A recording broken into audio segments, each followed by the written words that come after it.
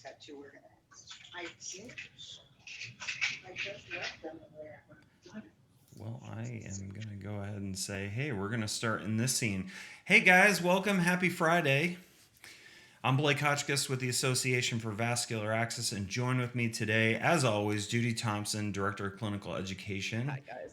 and a special guest promoting his webinar next week is Dr. Jack LeDunn, MD, MD, FACS, FACS. VABC, VABC.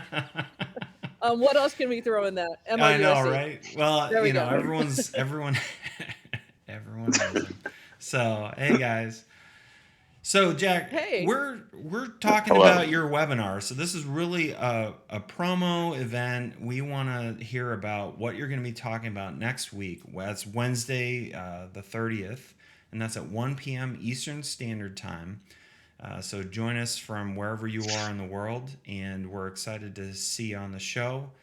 Tell us what you're going to be talking about. Well, basically, I'm going to be talking about, the importance of the dressings, for these patients. I'm going to be, we go through this thing where during the insertion, there's a checklist, a clip form, so everybody's going to be, so one of the things I go into is like, what's the point of that checklist or the clip? And the point is really to detect any contamination during the insertion process. I mean, that is really the point of it.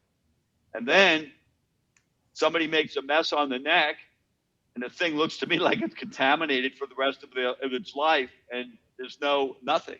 There's no clip, there's no checklist. It's just walk by and not notice it. It's wrong. Something is wrong. And we have to do something. We have to do something about this. And there are different things that we've noted. So one of my jobs now is like going into hospitals and telling them what a bunch of hypocrites I think they are. They pay me for that, so it's good. How fun. And yeah, no, it's a lot of fun. And so we find a couple of things uniformly when we do this. Number one is that nobody's in charge of vascular access. Yeah. And that leads to the following, that unsupervised residents are performing suboptimal procedures with outdated equipment. If you think that's the way forward to improve your results, I'm here to tell you it's not. And it's not blaming the residents. It's not. Our job is to train the residents and not blame the residents. So these hospitals are underinvested in vascular access, and they want better results.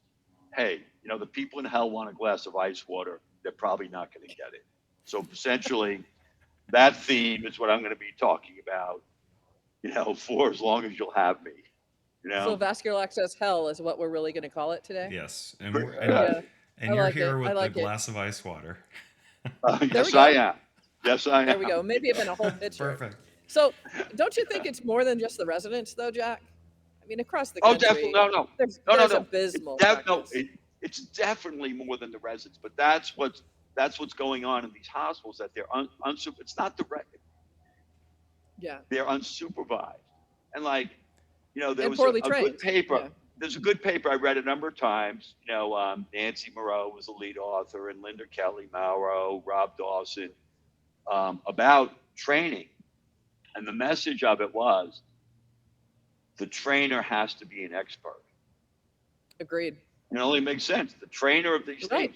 things. So the people that are training these people are like the guy that learned last year or last month how to do it. You know what I mean? So Right. really, honestly, there's something wrong.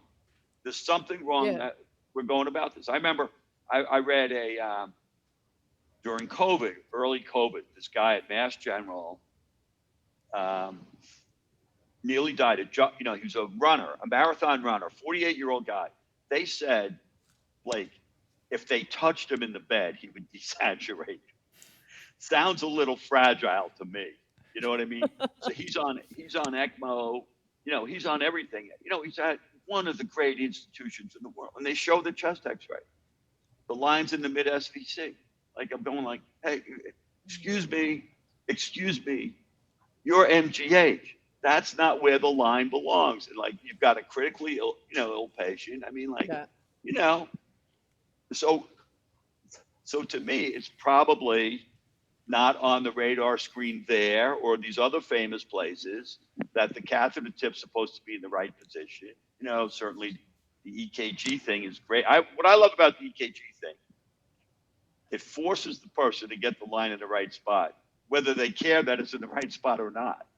The inserter may not really care, but that EKG thing forces you to get there. I don't think I'm going to get into that on this round of things, but so, Maybe so next those are go. some of, Maybe Yeah. next go.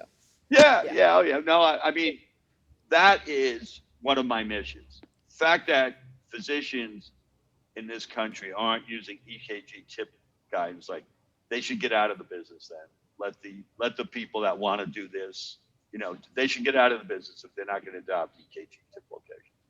Hey, at I least you're don't think using I could say ultrasound it more most of the time. forcefully than that, No, I think, gosh, one of the things that we hurdled with for so long is using ultrasound, and I think that by and large, most people use it now.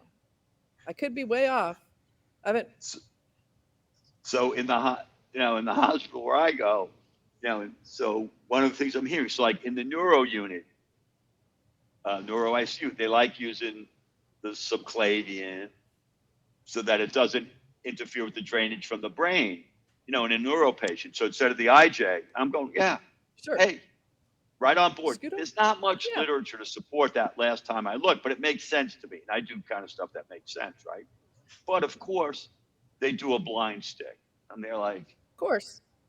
yeah. And then the trauma department, they do a blind stick. So basically, I'm in an institution that tolerates blind sticking. Going like, well, you brought the wrong guy in. You know Pretty what I mean? If much. you're going to be tolerating blind sticking, you brought in the wrong guy here. It's, I don't know a better guy to go fix it though, Jack. So trying. Well, I appreciate you. love that you're Hey, advocating for ECG. I mean, that's So, fantastic. Yeah. so on that, check this out. You'll like this. Where I did my work, we didn't have heart surgery. So I wasn't exposed to cardiac anesthesiologists. You know what I mean? And these guys are great, and they're experts at what they do, right?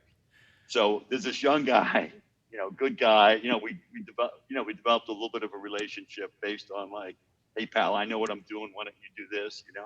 But he's good at what he does. So I'm trying to convince him about the EKG tip location, right? And his comment to me was, that's after I showed him in the OR with an alligator clip, to the wire, Yeah. that was too cumbersome. So I Oh said, my gosh. Oh yeah. So I said, that was too cumbersome. Huh? So let me get this straight. You just put in an arterial catheter, you intubated the patient, you put in a TEE probe, down his esophagus, you put in a multi-access catheter and floated a swan through it, and then you put in a triple lumen catheter, for access, and clipping 2 wires to the EKG cable. Is that what you're laying down on It was- me? Like, It was a saline column he had a problem with, Jack. It was that. I tell you. yeah, we didn't use the column. That's It was just crazy. like the wire clip, but yeah. That's I mean, crazy. that was too cumbersome. He did 6 procedures, but clipping two cables together was way too cumbersome. awesome. I'm going like, but these are the things, the culture of the institution, what people have always done that you have to overcome. You know what I mean? Right. So it's good. Well, Jack, we can't wait for your presentation. And I think we would definitely be remiss if we didn't sing a rousing happy birthday to you song, which I'm not going to do because I wouldn't do that on Facebook to anybody with my singing voice. But nonetheless, happy birthday. Yes. Oh, Can't wait to thanks, see you in guys. Minneapolis. Thanks. Yeah, that's good. Yeah, I'm looking forward to it. I Next guess week. we've all gotten a little more comfortable with the virtual, presentation. Well, I guess the webinar's always been virtual, so. A little bit. So- But, after the webinar, I think we'll be seeing you in Vegas as well. So, not Vegas. Yeah. You're in Vegas. In Minneapolis Yes. for conference. Yeah, Warren called. So, so on that, 15 years in a row, I got my presentation accepted by AVA, so I kind of took it for granted. And like, I didn't abuse it. I didn't send in 5 proposals. I sent in 1 proposal. Earlier I would send in multiple, but I sent in 1 proposal. And last year they rejected it. And and when I was, you know what I mean? It hits you, you know what I mean? Because, Sure. but it was virtual. The year before I did a virtual one and the people liked it, you know? But this year I submitted and it's kind of going to be a review, you know, of kind of the stuff I'm talking about with you guys. And Warren called me up. Warren called me up and it wasn't a formality. He wanted to know, so I told him what it was. I said, look, if you got something better, please, by all means, put it on. But I got notification I'm accepted to speak in Minnesota. So That's awesome. Yay. I'm thrilled. Good. I'm thrilled. So Yeah. and another thing, I don't take it for granted anymore. You know what I mean? Like that's I was good. gonna say That's a good last thing. time I saw you speak at conference was in Vegas, ironically where you are at now. But Yeah. there was the room that you were speaking in. There was an overflow room, and then I was in the second overflow room. So it was like Yeah. you draw a crowd. No, they jacked me out. Absolutely. They jacked me out of the live presentation. You know, I got the win from my sources that I was approved for the general. I had a good. Anyway. Hey, it's all good. You know, it's all good. You know. Well, You we know, love you, Jack. I can't wait to Yes. see you Hey. next week. All right. Enjoy. Yeah. Play hard in Vegas, which is That's not. You got it. I can't Yeah. believe you won't. Yeah. Well, hey guys, Okay. if you're not registered for this event, you're missing out. So please take a look at the link in the description of this live stream. You'll see the link to register directly to see this on Wednesday. Again, Wednesday the 30th, 1 p.m. Eastern Standard Time. Come join us.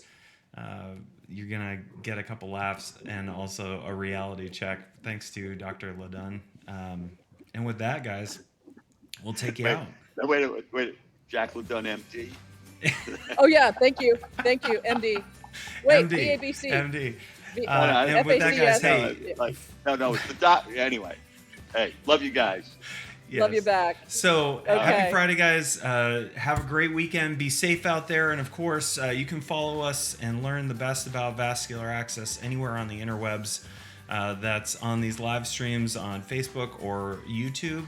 And then you can also check us out on Instagram, LinkedIn, and Twitter. Follow us on social media, like us, and subscribe. So till the next time, we'll see you then. Peace out. Bye, guys. Bye bye.